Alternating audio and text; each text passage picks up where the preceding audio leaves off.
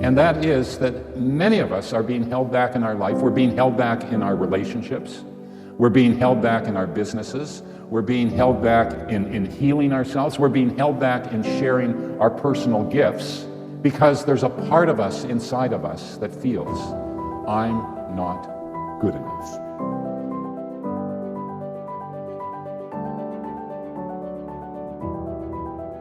I thought that I was the only one that had the wound of I'm not good enough. And we don't say to other people, we don't tell them that, because we think that we're the only ones that has feelings of not being good enough.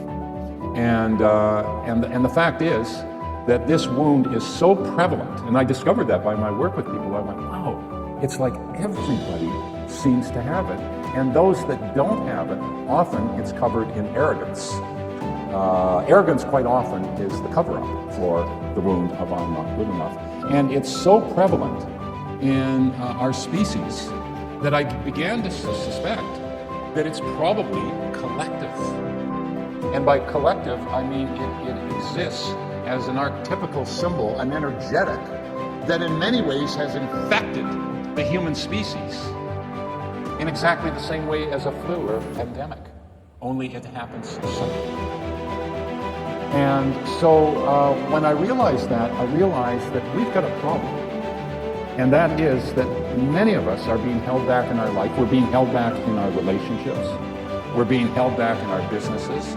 We're being held back in our in healing ourselves. We're being held back in sharing our personal gifts because there's a part of us inside of us that feels I'm not good enough. Now we've all heard in the Bible, I mean, it says, love thy neighbor as thyself.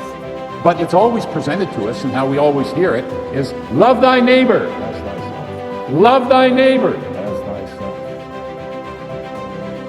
But what the scripture says is, love thy neighbor as thyself.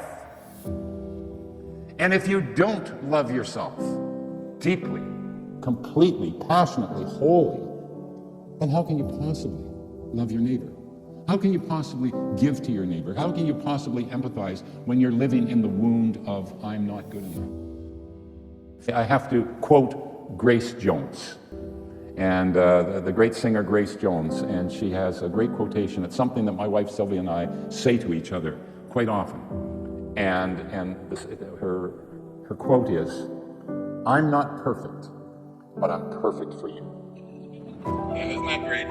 And so the same thing is, no, we're not perfect. We're deeply flawed. But as I like to put it, deliciously flawed. Deliciously flawed. I mean, that's what makes us all so unique, is we're flawed. We have pettiness, we have idiosyncrasies, we have strengths, we have weaknesses. And you know what?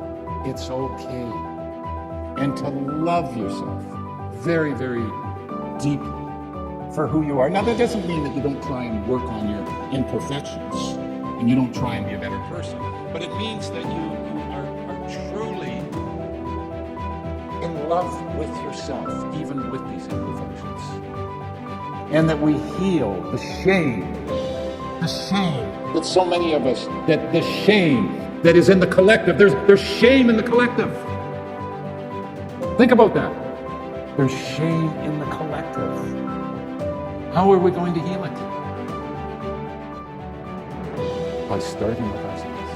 By healing the shame in ourselves. From this point on, I don't ever want your mind to shame. And that's who shames you. It's your mind. From this point on, the next time that you find yourself shaming yourself, or feeling not good enough, or not worthy enough, I want you to catch it. I want you to notice it. And I want you to immediately correct it by saying, I am lovely. I am good. I am wonderful. I am magnificent. No, I'm not perfect, but I am extraordinary. And love yourself. And take it on as a sacred duty to heal the collective of the shame and the unworthiness that is robbing us. And do it for the collective. And paradoxically enough, it's easier to do it for the collective than to do it for yourself.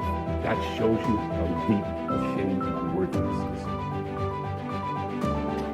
And if you're going to be healed, if you're going to heal yourself, then you've got to be worthy. You have to be worthy to be healed. And if there's unworthiness there, then let's get rid of that. We are called to heal ourselves, to heal others, to heal any shame that we have, to move beyond our pettiness as the best we can, to move beyond our criticism of others, to heal whatever guilt or hate that we have, and to love ourselves very deeply and wondrously, to fall in love with ourselves all over again.